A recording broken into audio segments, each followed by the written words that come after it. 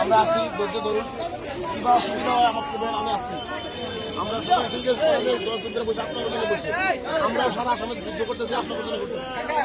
উপরে থাকেন, এই সরকারের প্রতি নিশ্চিতভাবে হবে, মানে এর বিচার যদি কেউ না করে আল্লাহ ভগবান আছে, তো আল্লাহ ভগবান ঈশ্বর করে বিচার করবে। গতিকে আমরা চেষ্টা করবো, আমরা আমাদের ভূমি লাগবে, আমাদের ভূমি আমাকে লাগবে। সেটা আমাদের আমরা মাটি ফেটে পারি